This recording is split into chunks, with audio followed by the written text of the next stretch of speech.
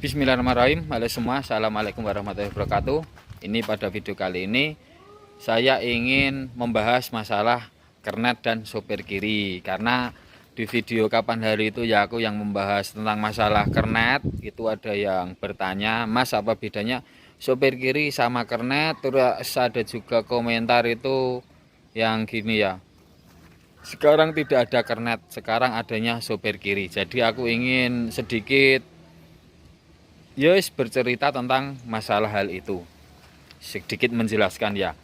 Kita membahas mulai dari kernet dulu. Untuk kernet itu kan memang dia masih belum mengerti apapun di dunia truk, jadi masih belajaran.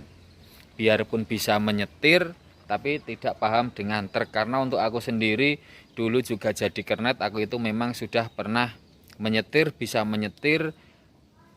Apalagi ini ya, untuk teman-teman yang baru bisa menyetir mobil kecil, nanti bawa truk yang gede ini yo tidak gede, cuman ukuran kalau diesel biasanya nyangkut juga. Karena untuk aku juga pernah ini ya, pernah nyangkut ini di sini, di tengah, di atas ban ini. Aku itu ingetnya bawa mobil kecil, tapi giliran pas belok di depan warung, ini baknya itu nyangkut warung. Akhirnya ya wes gedendol lah. Waktu itu aku masih SMP. Kalau bawa mobil kecil ya sisoh lah, tapi kalau untuk bawa truk lupa, akhirnya nyangkut. Nah, jadi untuk kernet itu memang belajaran. Biarpun udah bisa nyetir tapi masih belajar semua, mengingat rute, terus belajar tentang masalah muatan, terpal-terpal lengkap, itu kernet. Tapi kalau untuk sopir kiri, itu sudah lulus dari kernet. Jadi seperti aku dulu kan ngernetin dulu Mbah Dul, itu ada 2 tahun setengah. Itu aku masih kernet karena memang aku mulai dari nol sampai aku bener-bener menguasai truk, bisa dandan lengus apa-apa itu 2,5 tahunan. Jadi lumayan lama. Tapi akhirnya waktu itu bosnya Rafli ini dia pengen luar kotaan, tetapi dia tidak hafal rute ke Jakarta, bingung. Jadi akhirnya mengajak aku yang ya sedikit-sedikit paham lah, sudah mengenal di daerah Jakarta. Akhirnya aku ikut Rafli ini.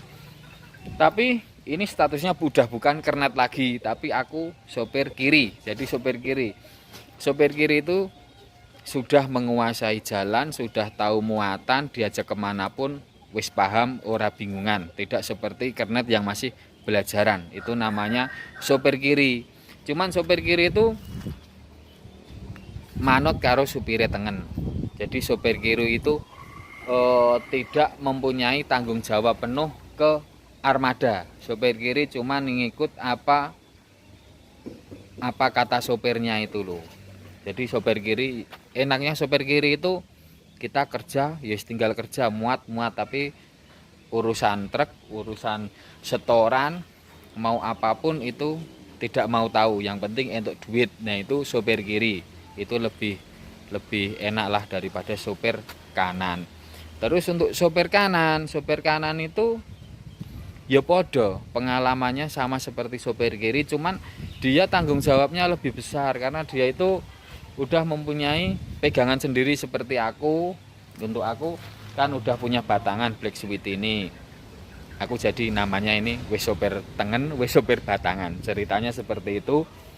Jadi kalau aku itu nggak cari muatan, itu truknya dongrok di rumah. Kalau aku cari muatan ya truknya jalan.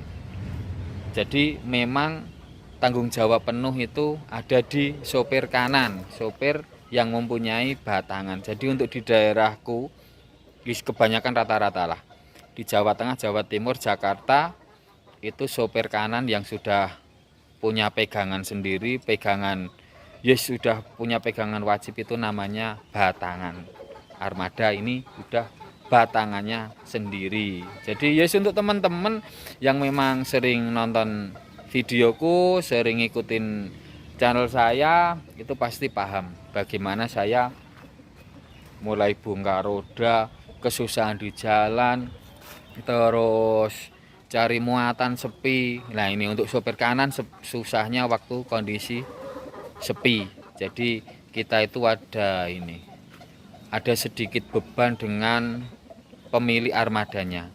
Misal kita di rumah 1 minggu, bahkan bisa 10 hari kita tidak dapat muatan, itu yang ada kita kan tekanan pikiran, rasa pena itu pasti ada lah. Tapi ya gimana, kalau bos kita itu dia juga sopir, terus ya paling enggak dia pernah menyopir truk ekspedisian lah, itu pasti dia akan bisa sedikit mengerti seperti apa sih mencari muatan. Tapi kalau bos yang belum pernah jadi sopir ataupun belum pernah ngernet, taunya duit wae, ngertine setoran wae, itu ya ada juga yang sering menekan sopir. Jadi sopir itu kudu mangkat terus orang nganggo leren, itu juga ada, karena memang yes maneka warna lah, namanya juga yes wis jenenge ya wong akeh. Jadi untuk kernet itu ada, kernet urung iso apa-apa, sopir kiri dia sudah bisa apa-apa, cuman tidak punya tanggung jawab armada, tidak punya batangan. Untuk sopir kanan dia udah punya batangan sendiri, punya tanggung jawab sendiri, punya armada yang dia pegang. Jadi seperti itu yang untuk teman yang bertanya kemarin, semoga jelas dan paham dengan apa yang aku katakan ini. Jadi misal kernet dibilang sopir kiri, padahal kernet itu memang benar-benar baru belajar, apalagi belum bisa menyetir. Nanti kita ditanyain orang ya, misal tanya ke aku, itu siapa? Sopir kiriku. Dan nanti giliran aku tak tinggal pergi, ada orang menyuruh, mas tolong truknya digeser sedikit, padahal dia belum bisa menyetir, kan malah kasihan dia. Nanti kan bisa-bisa malah ini ya, katanya sopir kiri ini lah kok dikon ngundur kewe ora iso, itu kan tetap ya wis wae lah, namanya kernet. Jadi seperti itu ya. Mungkin untuk teman-teman ada masukan yang lebih baik, tahu apa bedanya, monggo menulis di kolom komentar biar semuanya itu tahu ya. Tapi kalau untuk truk besar, setauku membawanya kernet semua, karena untuk truk besar ya masih banyak lah, untuk sopirnya itu udah sepuh-sepuh, udah tua itu banyak banget. Tapi kalau untuk truk besar kan ini ya, untuk waktu, untuk pengiriman biasanya agak lambat. Maksudnya ini loh, waktunya itu panjang, tidak seperti ini. Misal sama-sama ya, kita bawa kol diesel dari Jawa Timur ke Jakarta, ya kita ngomong normal sekitar 24 jam sampai 30 jam pasti sudah sampai di Jakarta. Tapi kalau untuk truk besar itu terkadang sampai 3 hari 4 hari, karena aku sendiri juga pernah ngobrol itu waktu di daerah Rembang, dia itu udah tidur lama di situ, giliran aku ngobrol ternyata itu waktunya panjang. Jadi memang santai lah, jadi untuk ngangkel pun nggak masalah karena bisa istirahat dengan cukup. Tapi kalau untuk mobil kecil, kalau diesel kita ngangkel ya kuat, cuman kan lama kelamaan tetap badan kita itu loyo, karena kita kan tidak bisa istirahat dengan puas sampai berjam-jam, itu nggak bisa. Paling waktu kita makan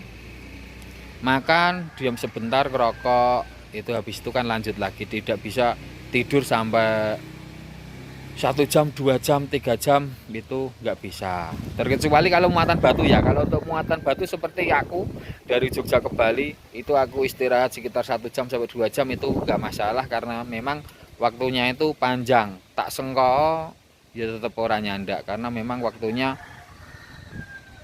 sekitar 40 jam. Aku ngitung-ngitung itu sekitar 40 jam dari Jogja. Tapi kalau untuk standar aku muatan jeruk itu dari Bali sampai Solo itu sekitar 20 sampai 24 jam lah, dari Bali sampai Solo sekitar itu. Terkadang kalau lancar disuruh ngetol terus ya pasti bisa tembus sekitar 16 jam bisa, tapi waktu muatan ringan ya. Jadi semua itu tergantung dari muatan dan rute yang kita lalui juga. Jadi seperti itu. Mungkin ada kesalahan penjelasan saya, ya mohon maaf. Yang penting teman-teman yang memang ada yang lebih tahu dari saya, monggo menulis di kolom komentar biar semuanya itu tahu, aku sendiri bisa lebih tahu dan teman-teman yang lain juga bisa lebih paham. Karena untuk di dunia truk itu kita ulik semakin lama itu banyak banget. Pokoknya ya insya Allah nanti tetap tak bikinin videonya. Monggo untuk teman-teman yang memang pengen bertanya di dunia truk, khususnya truk ekspedisian kalau diesel, itu sebisa saya tak jawab. Kalau untuk truk besar nanti ya aku tak tanyakan yang lebih tahu, karena kan beda lah. Untuk truk besar bagaimana ya suatu saat kalau ketemu sopir luar kota yang membawa truk besar, kapan-kapan aku pengen ngobrol jagongan, nanti tak videoin juga. Jadi ya sudah, itu tadi sedikit video dari saya. Untuk teman-teman yang menonton video ini, jangan lupa like dan subscribe-nya untuk membantu dan mendukung berkembangnya channel saya ini. Terima kasih. Wassalamualaikum warahmatullahi wabarakatuh.